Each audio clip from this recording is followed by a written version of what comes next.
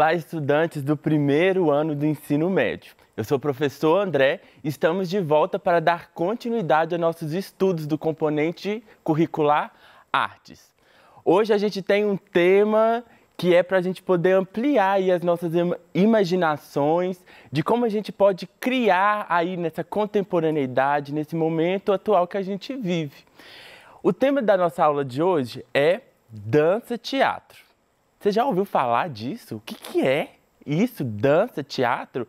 É dança e teatro? É teatro com dança? O que será que é isso, né? Dança-teatro. Bem, para a gente poder avançar um pouquinho nessa reflexão, eu preciso que você retome aí na sua memória, naquilo que você já estudou, o que é essas duas coisas separadas? O que é a dança? Quais são os elementos, as características que a dança tem? E a mesma coisa você tem que fazer para o teatro. Quais são esses elementos fundamentais que o teatro tem, que o caracteriza da maneira que ele é? Então vamos lá descobrir quais serão os objetivos da nossa aula de hoje? Bem, vamos estudar nessa aula as características da dança-teatro e vamos conhecer artistas e os fundamentos da dança moderna, né? De dança moderna. A gente vai descobrir nessa aula como que é esse estilo, né, esse modo de produzir dança está intimamente ligado à dança moderna, né? Que dentro de uma cronologia da história da dança, ela começa ali no século XX, né? No início do século XX, e a dança-teatro vai ser mais um modo de fazer essas características da dança moderna serem potencializadas.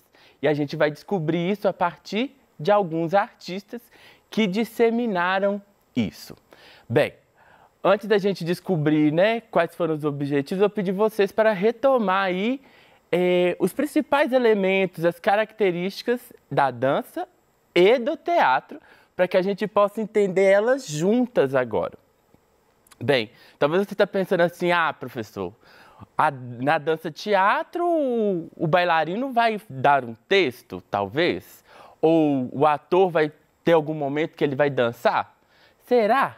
Será que é tão simples assim? Acho que não. Então vamos entrar na nossa aula para a gente poder saber mais. Bem, para caso você não tenha para que você possa lembrar melhor, está aqui a definição de teatro. É uma representação de uma história, contexto ou situação real ou imaginada. É organizado em cenas e tem como um dos objetivos comunicar algo e provocar reflexões sobre algum tema. Eu sempre gosto de enfatizar nesse momento do teatro a questão da representação, né? Ou seja, eu olho ali para o cotidiano, olho para as situações da vida e represento ele na modalidade de teatro, nessa linguagem artística. E dança, como é que é dança? A dança é um tipo de manifestação artística que tem, em movimentos específicos do corpo, sua principal forma de criação. Sua fonte de criação, me desculpem. Orientado por uma intencionalidade estética poética, né? É isso, né? Eu sempre gosto de lembrar para vocês que a dança ela vai ter essa potencialidade do movimento, né? Com uma organização específica, né, desse movimento ser executado e com uma intencionalidade artística bem demarcada, né? E aí, como eu estava falando para vocês, a dança-teatro, ela faz parte dessa gênese da dança, né? Ela faz parte de toda uma estrutura da história da dança, né? Passando pelo balé clássico, do neoclássico, a dança moderna e até chegar aqui no que a gente tem hoje, que é a dança contemporânea. E é muito importante a gente saber toda essa estrutura, todo esse caminho da história, para que a gente possa entender o que é aquilo que foi deixado para trás do modo de fazer, né? Por quê? Quando as coisas vão caminhando ao longo da história, as coisas vão se transformando. Algumas coisas se mantêm e outras coisas Não, a gente não quer fazer mais. Os artistas decidem que a gente precisa fazer de uma outra maneira. E é isso que acontece com a dança-teatro, que está inserida dentro de um pensamento de dança moderna, que é a dança que vai acontecer, que vai ser mais efervescente a partir do início do século XX, né? 1900 para frente, ok? Bem, então o que é a dança moderna? A dança moderna é um estilo de dança que se concentra nas próprias interpretações de um dançarino em vez de passos estruturados. Os dançarinos modernos rejeitam as limitações do balé clássico e favorecem movimentos derivados da expressão de seus sentimentos internos. Bem, tendo em vista, né, que a gente já tem aí alguma familiaridade com o balé clássico, a gente sabe que o balé clássico tem um modo muito específico de organizar o corpo.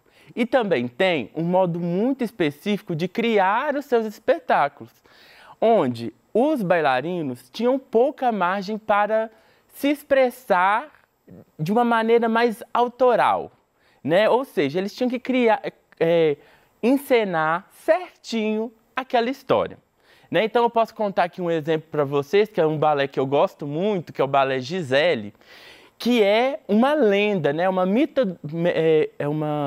um mito, né, europeu de uma mulher, né, que se apaixona por uma mulher camponesa que se apaixona por um nobre.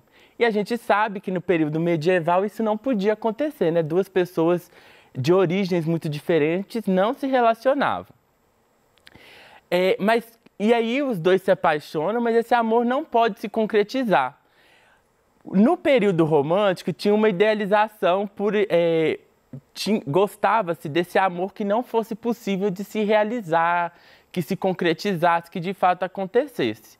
Então, Gisele acaba, né, por morrer, né, assim, é meio triste, é meio trágico a história, e esse amor não acontece. E o nobre, ele fica ali com um remorso por esse amor não ter acontecido.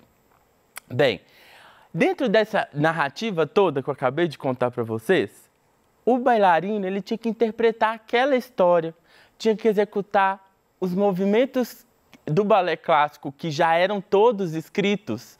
Então, assim, eram todos iguais, né? Ou seja, não podia mudar o jeito de fazer aquilo. Do jeito que foi criado, é o jeito que vai ter que fazer e é feito assim até hoje. Se vocês procurarem aí balés, né, balés de repertório, você vai ver que o balé Gisele é dançado da mesma maneira desde o século XVIII, quando ele foi estruturado, elaborado, né? Então, assim, olha, já são mais de 3 séculos dançando da mesma maneira.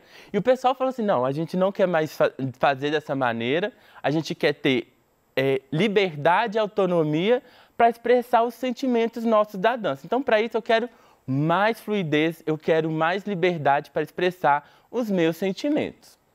E aí vai aparecer, então, pessoas que vão construir propostas para isso. Um deles é o Rudolf von Laban, né, que é muito conhecido aí como Laban, que ele lança bases de uma nova dança, elaborando os fatores essenciais para o estudo do movimento corporal. E aí que são espaço, tempo, peso e fluência. Ele propõe um espaço tridimensional, diferente daquele plano limitado pela plateia. Ou seja, a primeira coisa que ele quer que o bailarino esqueça é aquela figura do teatro italiano, né? Que tem o público senta à frente e do lado tem as coxias e atrás o cenário. Então o bailarino ele era todo treinado para dançar com uma frontalidade. O Laban, ele vai fazer uma proposta, não, a gente quer que o bailarino possa se expressar até com as costas, ou seja, ele tem que ter uma expressividade com o corpo como um todo, né?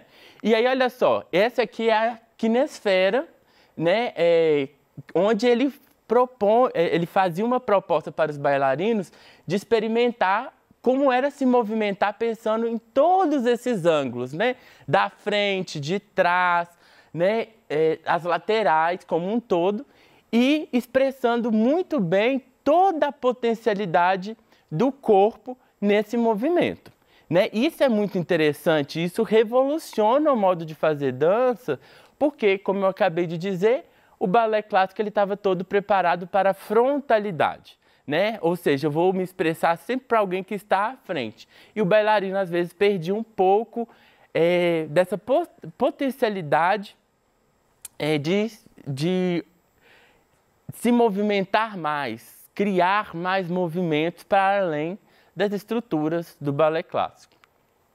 Bem, então, alguns fundamentos da dança proposta por Laban. Seus estudos possibilitou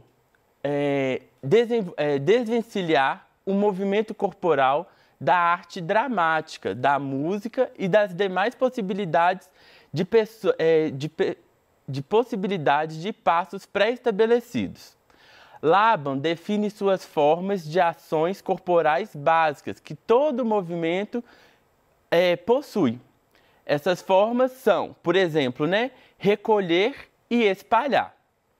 Bem, o Laban ele vai democratizar um pouco mais o acesso à dança, né? Porque antes ficava muito restrito a quem escolhia a profissão de ser bailarino. E aí tinha todo aquele rigor, né, de ensaios, aulas e etc. E ele vai fazer uma proposta onde cabe mais diversidade, cabe mais possibilidades de outras pessoas experimentar dança, mesmo que não vá viver isso profissionalmente, né? E isso é muito interessante, eu gosto muito disso nessa proposta. E aí ele vai e faz essa proposta, né, de recolher e espalhar. Imagine aí, né, eu acho que a gente observando a Vânia aqui fazendo sinais, né, que são gestos, né? Se a gente pensar isso na dança, como é que seria experimentar na dança recolher e espalhar? A gente percebe que o corpo tem aí uma ação, tem uma expressão, e a Vânia está aqui nos ajudando. Muito obrigado, Vânia, né, a pensar essa expressão, né, de como é que eu posso, então, espalhar e recolher, né? E aí, isso vai influenciar uma outra pessoa, que é a Martha Graham, que vai construir uma proposta de dança toda voltada para a questão do tronco, né? E essa questão das contrações do tronco vai ser algo muito potente na proposta dela. Bem, a dança, né, proposta por ela se interessou pelas teorias freudianas, né? Buscando no inconsciente o movimento do espírito e a individualidade. Toda a sua dança provém do duplo princípio da vitalidade do movimento, a tensão e tension e release, né? Ou seja, contrair e relaxar. A Martha Graham, então, ela vai trazer tudo isso que o pensamento moderno queria, né? Que o bailarino ele fosse integral na cena, né? Que ele dançasse, se expressasse e apenas existisse, né? E é por isso que é citado aqui as concepções da psicanálise trazidas por Freud, né? E aí essa questão de contrair e relaxar é algo que vai embasar muito bem a técnica dela, a proposta dela, e que vai dar então continuidade a esse pensamento de Laban, né? Que movimentos simples do corpo, né, podem engajar uma construção poética da dança, né, para além de simplesmente reproduzir, né, padrões de movimento, como eu estou fazendo aqui agora, né, do balé clássico. Bem, e aqui eu vou trazer para vocês 4 aspectos importantes da técnica Graham. O plexo solar é considerado fonte de energia para o movimento.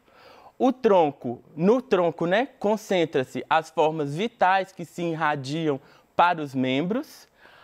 A região pélvica como fonte de apoio.